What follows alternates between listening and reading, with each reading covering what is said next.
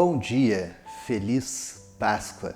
Espero que você esteja tendo uma ótima semana e espero que você esteja dedicando bastante tempo a ler a Bíblia, ler o livro de Daniel e que você possa estar acompanhando comigo junto à leitura desse livro. Eu espero que você tenha lido o capítulo 3, que é o que a gente vai estudar hoje. E se você ainda não fez isso, faça, leia o livro de Daniel, leia principalmente esse primeiro bloco do capítulo 1 ao capítulo 6, mas eu diria para você que essa próxima semana você precisa ler o capítulo 1 até o 4, para que pelo menos a gente tenha aí uma perspectiva geral do bloco que a gente está estudando, do 1 ao 4. Hoje a gente vai estudar o capítulo 3 de Daniel e eu não sei você, mas eu sempre tenho a sensação de que quando eu paro para ler e estudar, me aprofundar em um livro da Bíblia, eu sempre saio com a sensação de que eu me surpreendo, na verdade, com quanto eu tenho para aprender com esse livro, muito mais do que eu esperava quando eu começava a estudar ele. Então, que você também possa estar experimentando e desfrutando disso, assim como eu estou. Então, leia Daniel para que a gente possa acompanhar bem essa aula, tá bom? Hoje, como eu disse, a gente vai estudar o capítulo 3 de Daniel. E antes de começar o capítulo 3 mesmo, eu quero relembrar um pouco do que a gente falou na aula passada, no capítulo 2. Porque existe uma questão importante aqui, que a gente precisa olhar a história também sobre a perspectiva do rei Nabucodonosor. A gente tem muito o costume de olhar muito para os três amigos de Daniel nesse capítulo. No caso, eles são os protagonistas ali, né, da história. Ou Daniel. A gente sempre gosta de se identificar com o mocinho da história, né? Sempre com o lado bom da história, aquele lado que triunfa e tal. Mas a gente precisa dar uma atenção para Nabucodonosor, porque a gente tem muito a se identificar com Nabucodonosor e aprender com Nabucodonosor e como Deus está lidando com Nabucodonosor. Então, no capítulo 1, Nabucodonosor foi apresentado como um imperador que conquista e tal, e ele não interage muito ali no capítulo 1, ele só conquistou Jerusalém e tal. No capítulo 2, aí a gente começa a se aprofundar um pouco mais em Nabucodonosor, e Nabucodonosor, você vai se lembrar no capítulo 2, então ele teve um sonho que ele não conseguia entender, que ninguém conseguia explicar para ele. Ele fica tão perturbado com aquele sonho que ele manda matar todo mundo, até que Daniel aparece na história e Daniel ora a Deus e Deus revela o significado daquele sonho. O sonho tinha uma estátua com vários materiais, com várias partes, e vinha uma pedra e derrubava aquela estátua. E no sonho, a interpretação do sonho é que Cristo é essa pedra, o reino de Deus é eterno e que Deus está acima de todos os reinos. O capítulo 2 termina com Nabucodonosor adorando o Deus de Daniel, adorando o Deus verdadeiro, reconhecendo que só ele coloca reis e tira reis, que ele é o dono de toda a sabedoria. Assim termina o capítulo 2. Mas o capítulo 3 vai mostrar que Nabucodonosor, esse reconhecimento de Nabucodonosor a Deus, não foi completo. No capítulo 3, a gente vê um Nabucodonosor, a gente não sabe quanto tempo se passou entre o 2 e o 3, alguns anos provavelmente, mas Nabucodonosor ele se esquece da principal lição que foi ensinada a ele no capítulo 2, que Deus está acima de todos os reinos. E o capítulo 3 começa com Nabucodonosor construindo uma estátua no campo de Dura, aonde ele deseja, na verdade, exaltar a si mesmo. É interessante que Nabucodonosor, pensando no capítulo 2, ele se esquece das principais lições, mas parece que uma coisa naquele sonho chamou a atenção de Nabucodonosor, não é?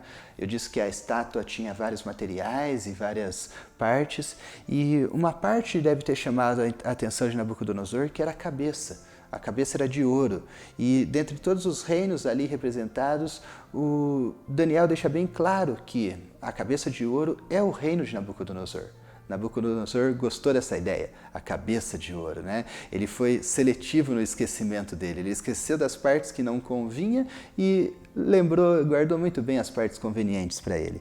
A gente é assim, não é? A gente ouve coisas e a gente tem a tendência de guardar para a gente só aquilo que mais interessa, aquilo que mais massageia nosso ego.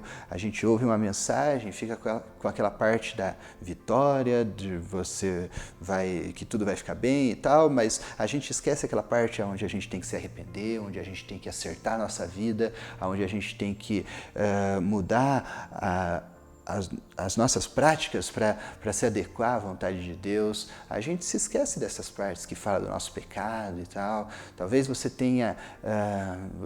esteja se lembrando da aula passada, não é, sobre a soberania de Deus e tudo o que foi dito, como Deus é o Rei dos Reis e tal, mas aquele ponto sobre se arrepender, você tenha deixado de lado. Porque a gente é assim, a gente escolhe aquilo que a gente vai assimilar e deixa de lado outras partes. Nabucodonosor fez isso. Ele escolheu guardar para ele, guardar no coração dele a ideia da cabeça de ouro. Ele era a cabeça de ouro. Ele era o rei o mais belo, o mais rico, o mais poderoso de todos os outros reinos que iriam suceder o reino dele. Ele esqueceu a parte da pedra que derruba todos os reinos e do reino de Deus que é acima de todos os reinos, do Deus que é Rei dos Reis, Senhor dos Senhores. Ele esqueceu essa parte. Ele ficou só com a cabeça de ouro. E ele gostou tanto da ideia da cabeça de ouro que ele resolveu fazer uma estátua inteira de ouro dedicada a ele mesmo. Então, ele constrói essa estátua. A estátua tem 27 metros de altura. E só um comentário assim, né, que os engenheiros, arquitetos, talvez, que assistem vão poder dizer, mas a estátua tinha 27 metros de altura, 2,5 metros de base, toda de ouro, extremamente pesada. Só dela ficar em pé já é um grande feito. Mas a imponência dessa estátua, a grandeza dessa estátua, do tamanho de um prédio, era para mostrar a grandeza do reino de Nabucodonosor. Ele queria mostrar o quanto ele era poderoso, o quanto ele era grande, o quanto ele era rico, o quanto o seu reino estava acima de todas as coisas. Ele esqueceu daquilo que Daniel falou no versículo 21 do capítulo 2, que Deus é quem levanta reis e derruba reis. Ele queria mostrar que ele era rei acima de todos os reinos. E, bom, ele criou um ídolo que na verdade era ele mesmo. E o versículo 2 ao versículo 6 mostra as reais intenções de Nabucodonosor com esse ídolo. Ele ordena, na verdade, ele primeiro chama todas as pessoas mais importantes do reino, não todo o reino, porque não ia dar, mas ele chama todos os mais poderosos, os mais importantes, os mais influentes, as pessoas, os líderes do reino dele, faz uma grande festa de inauguração, chama músicos de todo tipo e, bom, pela riqueza e pela grandeza de Nabucodonosor, não deve ter sido uma festinha pequena, não é? Então ele chama todo mundo ali e ali ele ordena que no momento em que fosse cortada a faixa da estátua, né, no momento em que todos os instrumentos tocassem, todo mundo deveria se ajoelhar e adorar aquela estátua. Nabucodonosor construiu uma estátua para exaltar a sua grandeza e agora ele obriga todo mundo a adorar aquela estátua, como se ele mesmo fosse um Deus. Nabucodonosor havia criado um ídolo. Mais uma coisa, para a gente entender essa postura de Nabucodonosor. Ele deixa uma ordem e ele coloca uma consequência. Quem não se curvar diante dessa estátua vai ser queimado numa fornalha, vai ser queimado vivo, vai ser morto por não obedecer. Era assim que as coisas funcionavam na época. Quem não obedecesse o rei morria. Isso não é uma particularidade dessa situação. Os reis mandavam matar assim quem não obedecesse eles. Mas antes da gente ficar surpreso e abismado com a atitude de Nabucodonosor, eu queria que a gente refletisse um pouco porque muitas vezes a gente faz ou a gente gostaria de fazer o mesmo que Nabucodonosor fez aqui nos primeiros versículos. A gente cria ídolos e muitas vezes nós nos colocamos na posição desse ídolo, assim como Nabucodonosor fez. Deixa eu explicar um pouco o que é um ídolo. Um ídolo, na verdade, é tudo que se coloca no lugar de Deus, no lugar que Deus deveria ter na sua vida. Deus deve ser o centro, deve ser o único a receber todo louvor, adoração, todos os méritos por tudo que acontece na sua vida. Deus quer ser a prioridade da sua vida. Deus quer ser único, o primeiro, o rei da sua vida. Mas tudo aquilo que a gente coloca nessa posição na nossa vida podem ser coisas boas, como família, como filhos, esposa, trabalho, projetos, sonhos, lazer, hobbies. Quando a gente coloca qualquer coisa no lugar de prioridade que Deus deveria ter, essa coisa se torna um ídolo. Isso é idolatria. Idolatria não é a imagem do santo, não é uma mera imagem que as pessoas adorem, mas é quando qualquer coisa, inclusive uma imagem, assume o lugar de Deus na sua vida. Quando você dedica tempo, devoção a uma coisa, como se aquela coisa pudesse te fazer feliz, quando na verdade Deus é quem pode te fazer feliz. Então, isso é um ídolo. Mas o ídolo que com mais frequência aparece na nossa vida somos nós mesmos. Nós criamos ídolos com o nosso nome, o nosso eu, o nosso ego. Por quê? Porque a gente faz tudo para agradar o nosso ego. Nós nos dedicamos à felicidade do nosso eu. A gente quer ser o centro de todas as coisas, o objetivo de todas as coisas, e a gente quer receber os aplausos, os louvores. A gente quer que as pessoas reconheçam isso.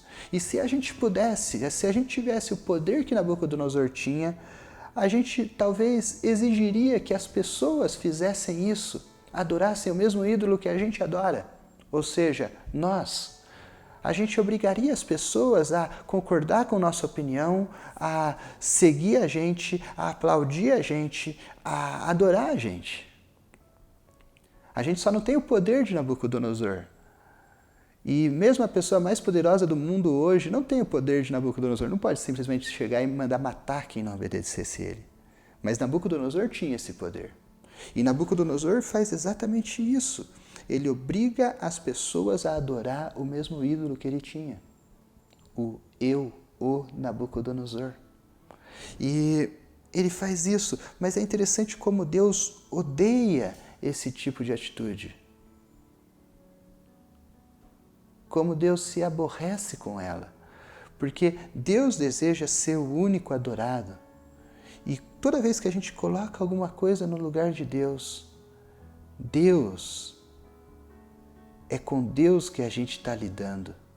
E Deus odeia isso. É interessante que lá em Mateus 13, 41 e 42, e depois no 49 e 50, Jesus usa a mesma figura da fornalha, que era o instrumento de punição de Nabucodonosor, para dizer que todo aquele que se curvar diante de outros deuses vai ser lançado numa fornalha. Deus odeia idolatria. Deus odeia que nós coloquemos qualquer outra coisa no lugar que é dele. E é por isso que a gente precisa abandonar os nossos ídolos. E esse era o problema de Nabucodonosor. E é isso que Deus precisa tratar com Nabucodonosor. Que ele entenda que Deus está acima dele. Isso parece fácil explicar para a gente, mas imagina o imperador mais poderoso do mundo. Entender que existe alguém acima dele. Não era uma tarefa fácil, mas é o que Nabucodonosor precisava entender. Bom, então, seguindo a história, no versículo 7 ao 12, Nabucodonosor vai executar esse plano dele. Então, tocam os instrumentos, todo mundo se curva diante daquela estátua, exceto 3 pessoas. Exceto Sadraque, Mesaque e Abidnego, os 3 amigos de Daniel. O texto aqui não fala sobre Daniel, a gente não sabe se Daniel não estava nessa festa, muito difícil, porque ele era um líder também, ele era um governador. Talvez as pessoas não tenham percebido que Daniel não tenha se curvado, porque com certeza Daniel também não se curvou. Ou talvez ninguém tenha denunciado Daniel por medo, não sei. Mas, enfim, o texto não trata de Daniel aqui. Trata dos outros 3. Então vamos focar nos outros 3, porque algumas pessoas observam aqueles 3 e provavelmente aqueles 3 já estavam despertando um certo ciúme, uma certa inveja das pessoas, porque imagina 3 jovens que chegam de outro povo, começam a assumir cargos importantes aqui, que história é essa? E, bom, algumas pessoas veem naqueles 3 uma oportunidade de chamar a atenção do rei. E vão lá no rei e falar: rei, rei, olha só, aqueles 3 jovens, eles não obedeceram a sua ordem.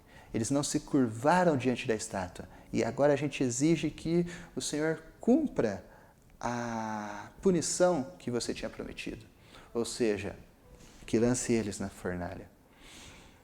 O versículo 13 ao 15 vai mostrar então Nabucodonosor chamando aqueles 3 e agindo com uma certa diplomacia. Nabucodonosor, apesar de irado por eles não terem obedecido, ele chama os 3 e ele propõe uma segunda chance para eles. Ele diz assim: vamos fazer o seguinte, a gente vai tocar de novo os instrumentos, a gente vai fazer tudo de novo e eu vou dar uma segunda chance para vocês, para que vocês se curvem diante da estátua. E aí a gente finge que não aconteceu nada, não tem fornalha, não tem nada e vocês não precisam ser mortos. Porque se vocês não obedecerem, com certeza vocês vão ser lançados na fornalha, vocês vão ser mortos. E eu quero chamar a atenção de você para uma fala dele no final, quando ele fala assim: vocês vão ser imediatamente lançados na fornalha. E no versículo 15, no finalzinho, ele faz uma pergunta para os 3. E a pergunta revela muito sobre o coração de Nabucodonosor. E a pergunta vai ser o direcional para a resposta desses 3. Ele pergunta assim: e que Deus poderá livrá-los das minhas mãos? Nabucodonosor se achava acima de qualquer Deus. E nenhum Deus poderia contrariar a ordem dele. Era assim que Nabucodonosor se sentia. E grave essa frase, porque é essa pergunta que esses 3 jovens vão responder no versículo 16 ao 18. E eu quero ler com você esses versículos. Então, o versículo 16 até o 18 fala dessa resposta dos 3 amigos de Daniel a Nabucodonosor. Então, presta atenção nesse texto. Sadraque, Mesaque e Abidnego responderam ao rei: ó Nabucodonosor, não precisamos defender-nos diante de ti. Se formos atirados na fornalha em chamas, o Deus a quem prestamos culto pode livrar-nos, e ele nos livrará das tuas mãos, ó rei. Mas se não nos livrar, saiba, ó rei, que não prestaremos culto aos seus deuses, nem adoraremos a imagem de ouro que mandaste erguer. Essas palavras desses 3 me revelam muitas coisas. Essas palavras me revelam ousadia, fidelidade e paz. Eu preguei recentemente uma mensagem no início desse isolamento. Você pode procurar aí no nosso canal. O Guilherme pode até colocar o link nessa aula aqui no post aqui embaixo. Sobre paz em meio à guerra, usando justamente esse texto, essa essas palavras desses 3 jovens. Eu não vou repetir então o que eu disse na mensagem. Se você quiser, você vai lá, assiste, eu tenho certeza que você vai ser abençoado. E fala sobre essa paz que eu vejo nessas palavras desses jovens. Mas deixa eu falar sobre as outras coisas que eu vejo aqui. Eu vejo ousadia e fidelidade. Ousadia de contrariar e de olhar nos olhos do homem mais poderoso do mundo e começar a falar. Em primeiro lugar, eles falam chamando Nabucodonosor pelo nome. Eles não falam, ó rei, ó majestade, ó soberano, poderoso, rei. Não, eles chamam, ó Nabucodonosor. Ou seja, você é homem, assim como eu. Eles olham para o rei e dizem basicamente assim, olha, não adianta me dar uma segunda chance, porque a gente não vai se curvar diante da estátua, nem perde seu tempo. Mas o mais interessante aqui é que eles olham para o rei e eles respondem à pergunta do rei. O rei perguntou que Deus pode livrá-los das minhas mãos e eles respondem, o Deus a quem prestamos culto pode livrar-nos, e Ele nos livrará das tuas mãos, ó Rei. Existe um Deus acima de você, Rei, e Ele pode. Se você tem dúvida disso, Ele pode nos livrar, e Ele pode, porque Ele pode todas as coisas. Ele pode me livrar, Ele pode te livrar, Ele pode mudar qualquer circunstância. Deus é poderoso. E é por isso que eles podiam ser ousados, por isso que eles podiam se manter fiéis. E é isso que eu quero te convidar. Ouse ser fiel. Ouse ser fiel a Deus, mesmo distante de tudo, mesmo num mundo que não segue Deus, mesmo num mundo que não se importa com Deus, de pessoas que se acham mais importantes do que Deus, mesmo num mundo tão difícil como a gente vive hoje, mesmo em meio às lutas. Ouse ser fiel. Seja fiel a Deus. A fidelidade desses 3 jovens não partia da pressuposição de que Deus iria livrar eles. Porque eles falam, mesmo que Deus não livre, a gente vai continuar sendo fiel. A fidelidade desses 3 jovens partia da comparação que eles podiam fazer entre o tamanho e o poder de Deus versus o tamanho e o poder daquele que ameaçava eles. E eles sabiam que Deus estava muito acima de qualquer poder, de qualquer reino, muito acima de Nabucodonosor, muito acima da fornalha. E por isso eles podiam permanecer fiéis. Ouse permanecer fiel. Eu quero continuar a história então. No versículo 19 ao versículo 28, são aqueles textos uau da Bíblia, porque é o desfecho de tudo isso. Nabucodonosor, ele fica extremamente irado com a resposta daqueles 3. Ele desiste do plano B, não é? De dar uma segunda chance para os 3. Ele manda esquentar a fornalha no máximo, na temperatura máxima. Aqui fala 7 vezes, mas é como se dissesse assim, coloca na potência máxima aí esse fogo.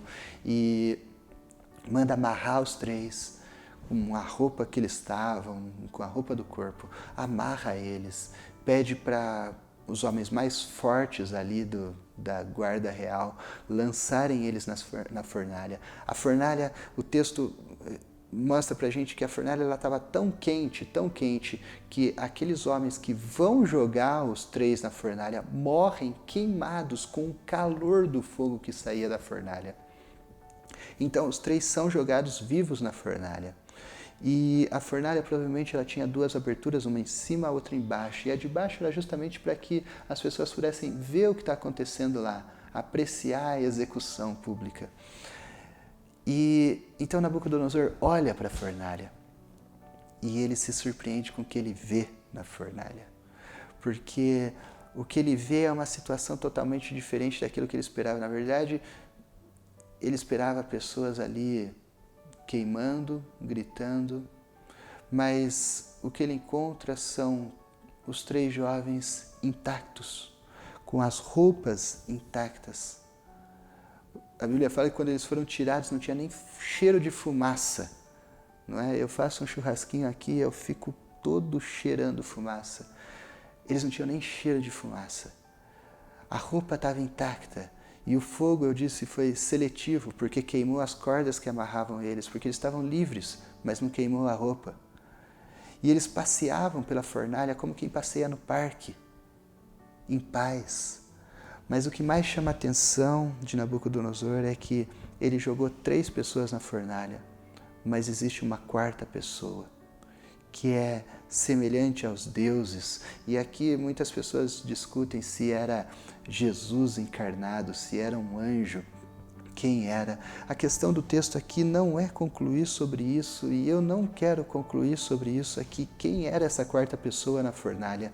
A questão do texto é mostrar a presença incondicional de Deus, o cuidado de Deus, mesmo no meio da adversidade, mesmo no meio da luta, mesmo no meio da fornalha, Deus está presente ali.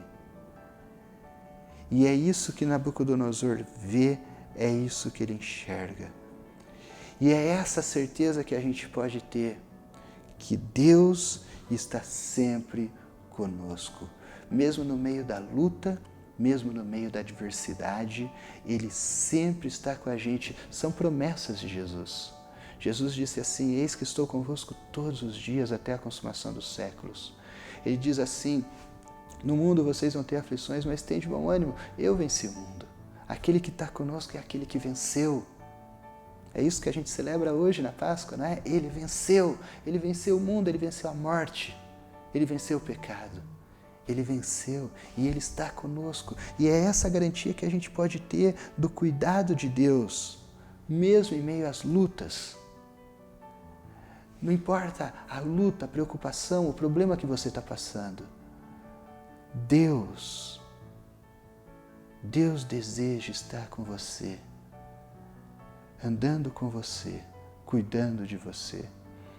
Deixa eu te falar uma coisa muito importante. As lutas elas têm o potencial de deixar a gente louco.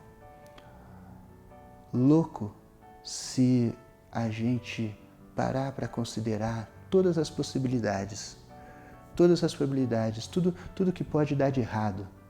Talvez você já tenha feito isso diante dessa crise de pandemia. E talvez você tenha parado de pensar nisso para não ficar louco mesmo. Mas os problemas têm esse potencial de deixar a gente louco se a gente desconsiderar o cuidado, a presença e a soberania de Deus. Eu quero te contar uma experiência pessoal minha.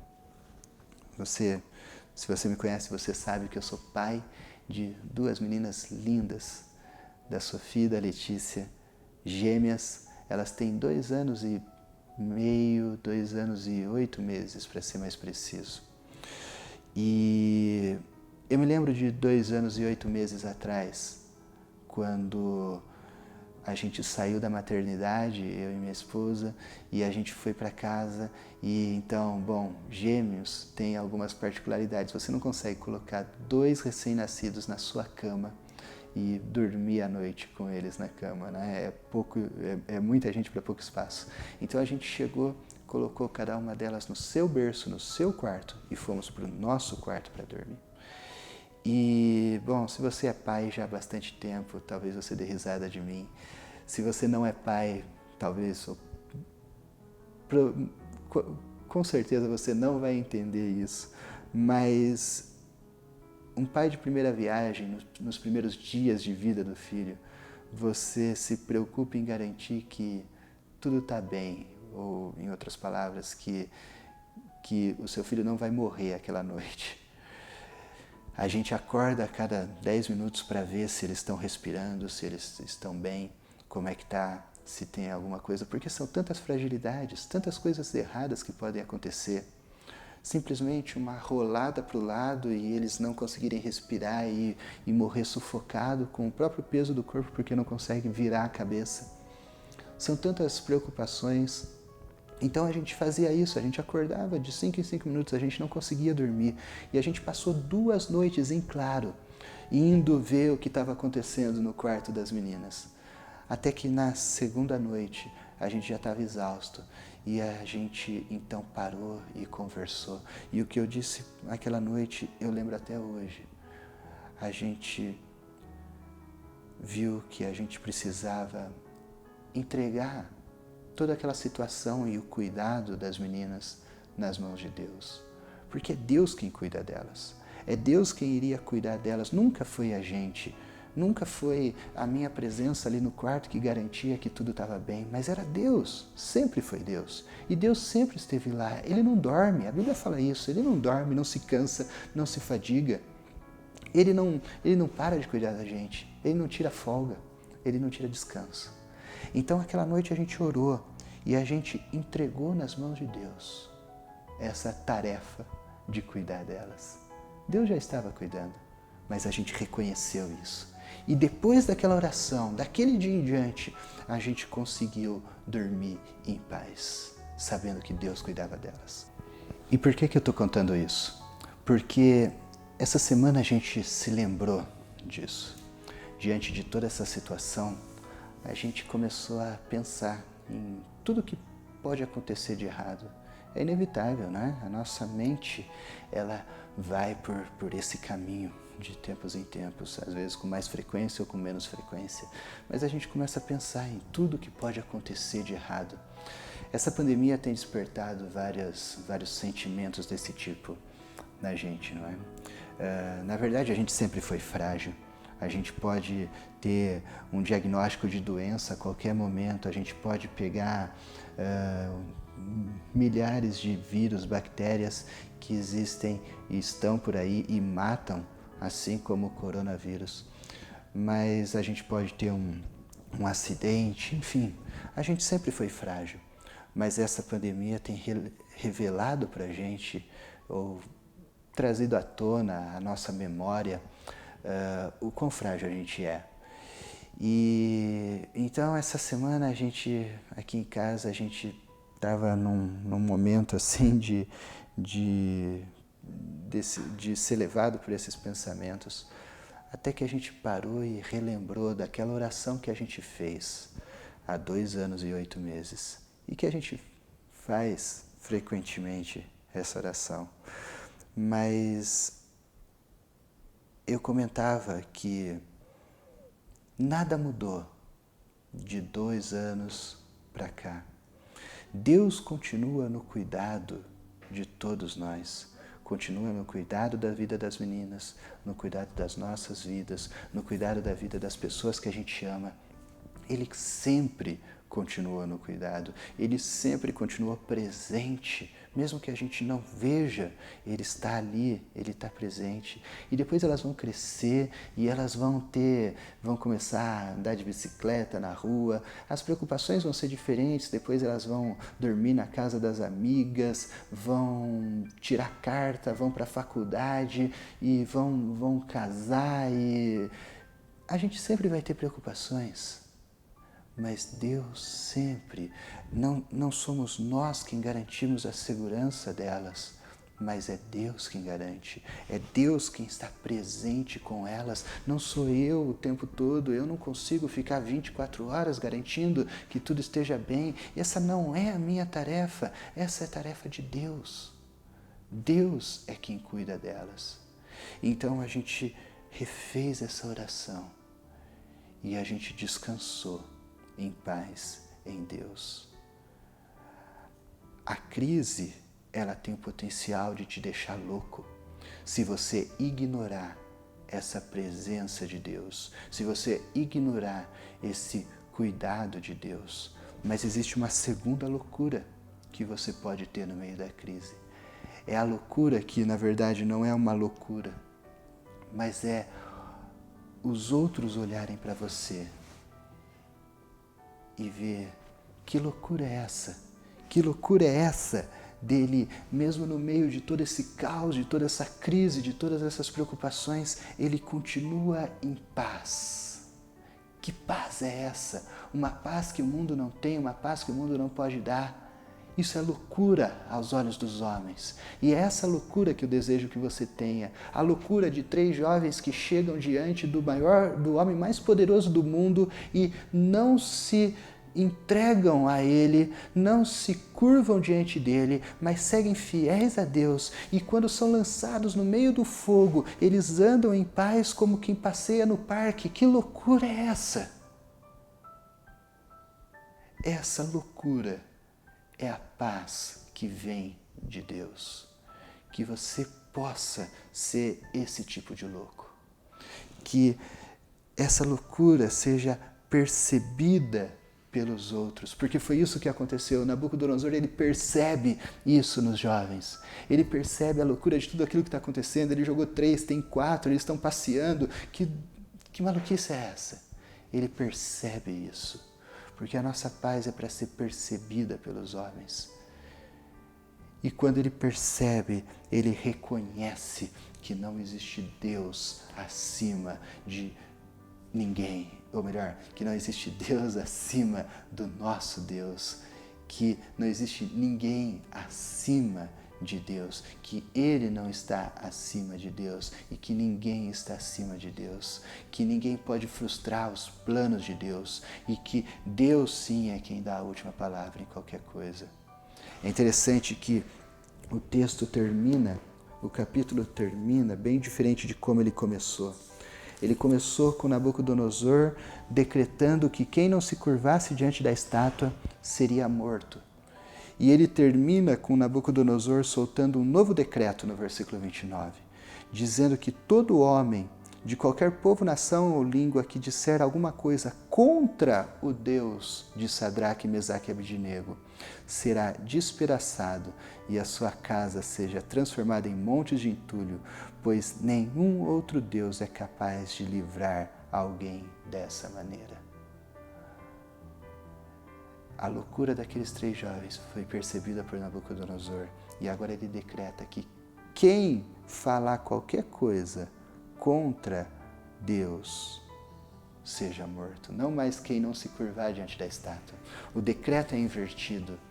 E agora Nabucodonosor reconhece que ninguém pode fazer o que Deus faz pelos seus. Deus cuida daqueles que não se curvam diante de outros deuses. E, por fim, Nabucodonosor ainda promove mais ainda aqueles 3 e coloca em posições mais elevadas ainda. O desfecho dessa história é fantástica. O desfecho dessa história é lindo.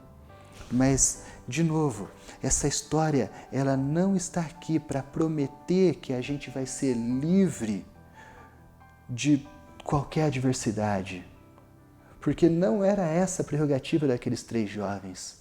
Essa história existe para mostrar que a gente vai ter oposição, vai ter luta, vai ter provação, mas que nós podemos permanecer firmes, porque Deus garante que estará conosco, presente, cuidando da gente incondicionalmente e que não existe outro Deus acima do nosso Deus.